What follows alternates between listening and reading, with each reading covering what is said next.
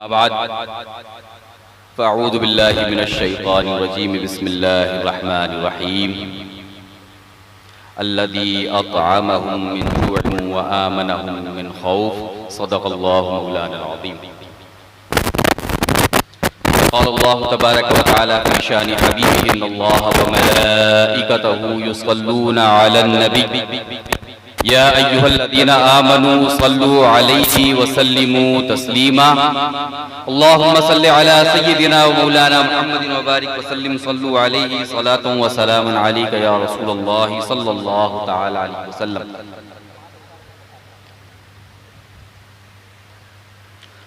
ولی عہد خانقاہ قدسیہ حضرت علامہ و مولانا سید عرف رسول صاحب قبلہ و جملہ شہزادگان مفتی اعظم اڑیسہ عوام اہل سنت اس مجلس میں شرکت اور یہاں چند ٹوٹے پھوٹے جملے پیش کرنے کی جسارت کرنا یہاں حاضر آنا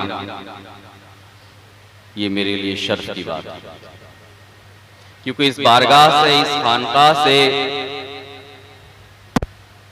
اور صاحب سجادہ سے بالخصوص قائد اہل سنت رئیس القلم حضرت علامہ ارشد القادری علیہ رحمت الرضوان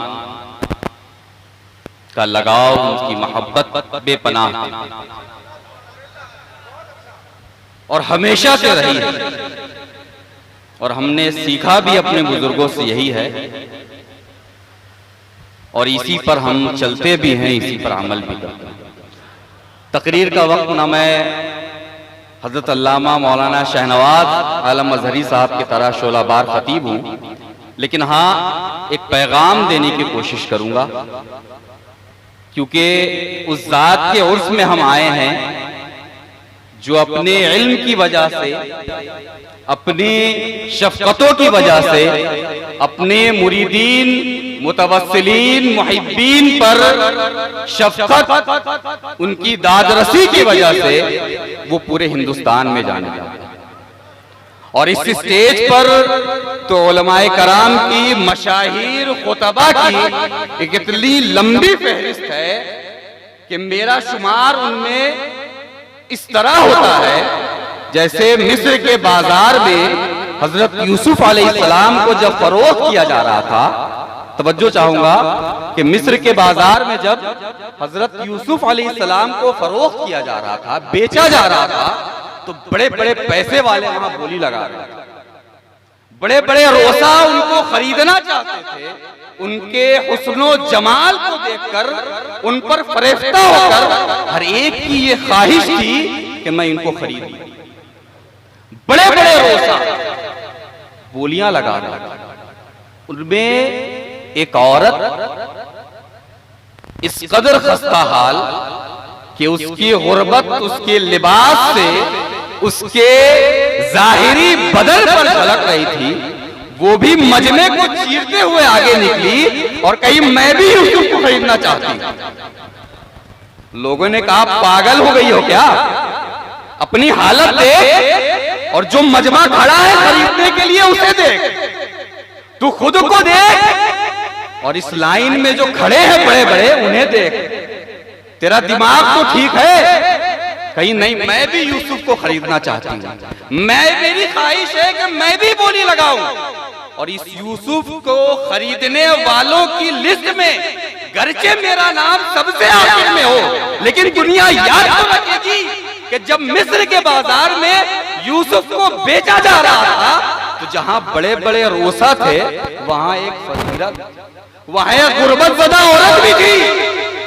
کیونکہ اسے یوسف کے حسن سے محبت تھی یوسف کی سادگی سے محبت تھی یوسف کے چہرے پر جو نور تھا اس سے محبت تھی تو میرا شمار ان مشاہیر خطبہ میں سب سے آخری ہوتا ہے لیکن حضرت کا حکم ہے اللہ کرے باقی رہے آپ کی دعائیں رہے تو بہرحال آپ کے سامنے حاضر آیا ہوں چند ٹوٹے پھوٹے جملوں میں جو بات پہنچانے کا مقصد اور ارادہ ہے وہ یہ ہے کہ ہم بزرگان دین اولیاء کرام کی بارگاہ میں آتے کیوں، خانقاہوں کا رخ ہم کرتے کیوں، خانقاہوں کی ضرورت آج کے اس دور میں مدارس و مساجد کے ساتھ کہیں زیادہ کہیں کم، لیکن ہے کیوں؟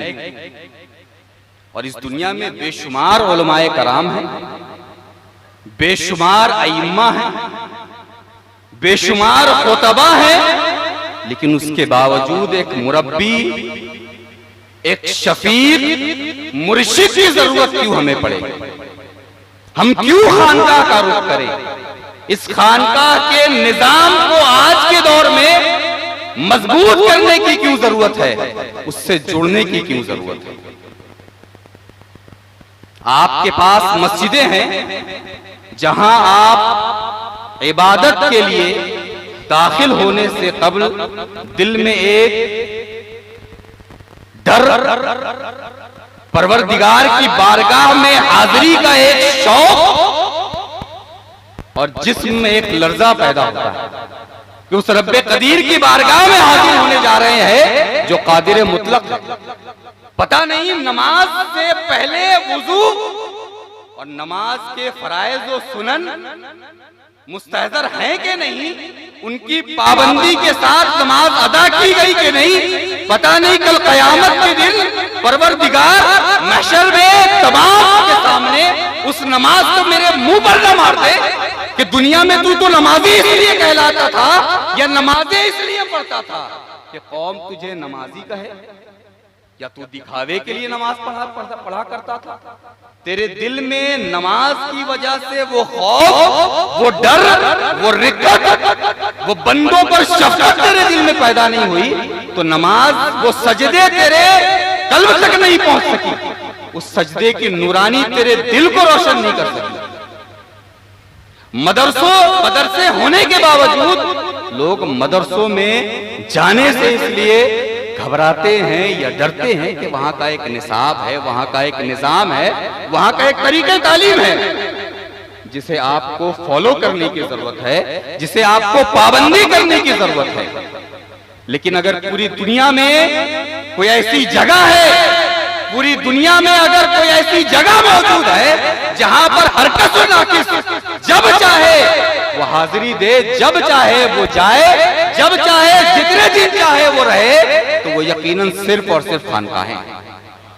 آپ اسے خانقاہ کہتے ہیں، کہیں وہ تکیہ کہلاتی ہے، کہیں وہ زاویہ کہلاتا ہے، کہیں کچھ بھی نہیں کہلاتا ہے، لیکن پھر بھی بندگان خدا کی خدمت کی جاتی ہے اور ہمیشہ کی جاتی ہے، اور اس قدر کی جاتی ہے خدمت کہ مثالوں سے اگر یوں سمجھے کہ اگر کسی صحابی سے حضرت علامہ مفتی اظہار احمد امجدی صاحب یہ پوچھیں کہ کیا آپ محدث ہیں، کسی صحابی سے اگر پوچھیں کہ کیا آپ محدث ہیں، کیا آپ عالم دین ہیں، تو وہ مسکرا کے کہیں گے کہ مجھے اس کے بارے میں پتہ نہیں۔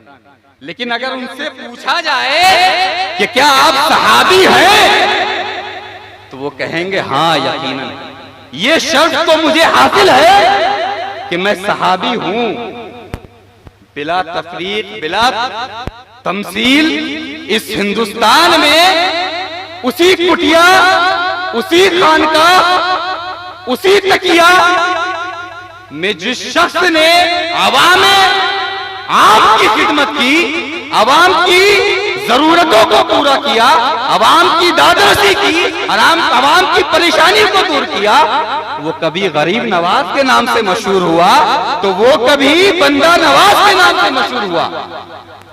آپ ان سے پوچھئے آپ عالم ہیں، آپ محدث ہیں، آپ فقیہ ہیں، وہ سب کچھ تھے، لیکن پوری دنیا میں غریب نواز کے نام سے مشہور ہوئے، پوری دنیا میں وہ بندہ نواز کے نام سے مشہور ہوئے۔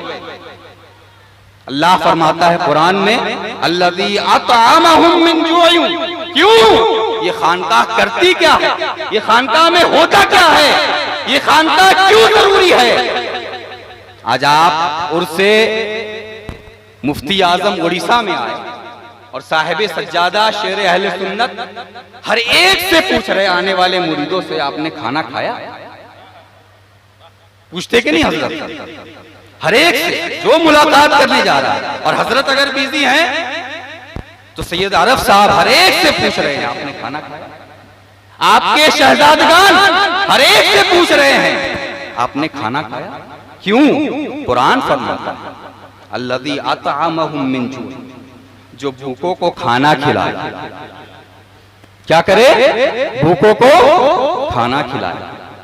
آپ سے یہ نہیں پوچھا جاتا کہ آپ مرید ہیں کہ نہیں اس خانقاہ سے، آپ جڑے ہوئے ہیں کہ نہیں اس خانقاہ سے، آپ کتنے سالوں کے بعد آ رہے ہیں، کہاں تھے، آپ کہاں کے رہنے والے ہیں، آپ عالم ہیں یا غیر عالم ہیں، آپ نے اس خانقاہ کے لیے کیا کیا، آپ اپنے علاقے میں اس خانقاہ کے لیے کیا کر رہے ہیں؟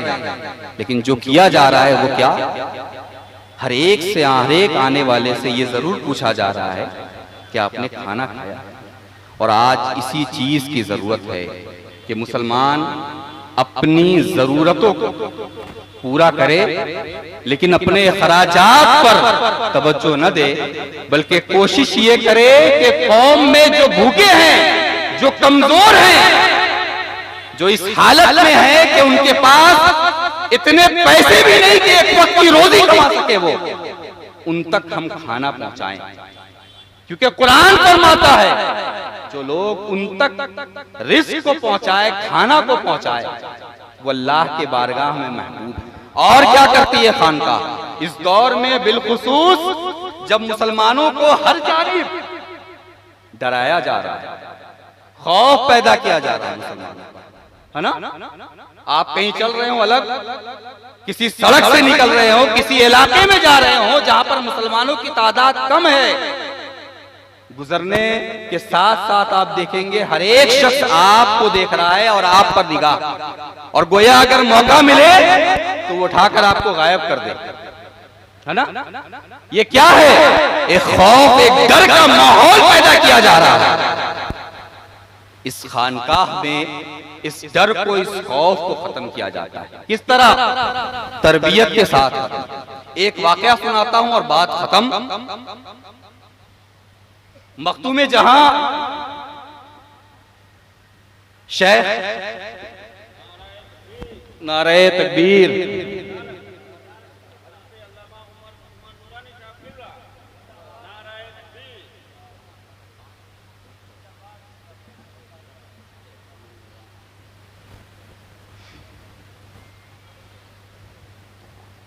ماشاءاللہ حضرت علامہ عمر نورانی صاحب بھی تشریف لا چکے ہیں۔ آپ حضرات درود شریف پڑھیں، بس 1-2 منٹ میں انشاءاللہ اپنی بات کو میں سمیٹ کر ختم کروں۔ اللہم صلی علی سیدنا و مولانا محمد مبارک وسلم، صلو علیہ صلاۃ و سلام علیک یا رسول اللہ صلی اللہ تعالی علیہ وسلم۔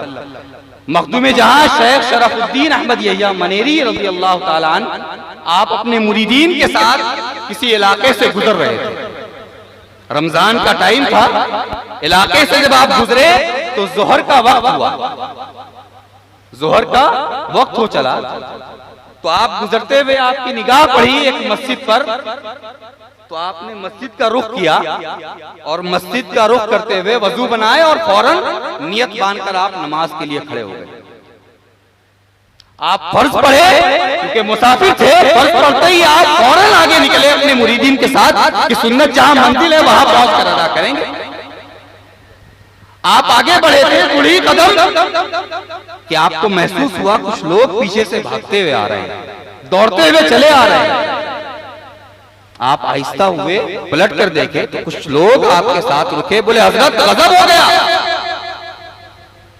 حضرت آپ نے جس امام کے پیچھے نماز پڑھی وہ امام شرابی ہے، وہ امام شرابی ہے۔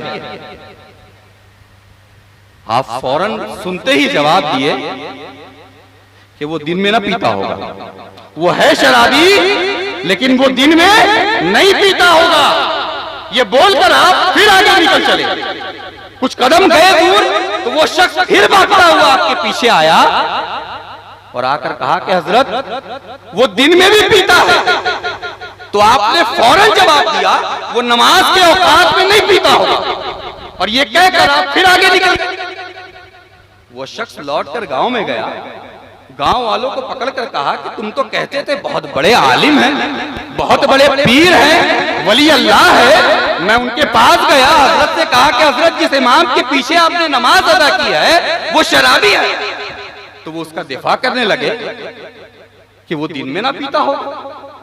ہم نے کہا حضرت وہ دن میں بھی پیتا ہے. کہا کہ نماز کے اوقات میں نہ پیتا ہوگا. یہ کیسے عالم ہے, یہ کیسے شیخ ہیں, یہ کیسے ولی اللہ ہے.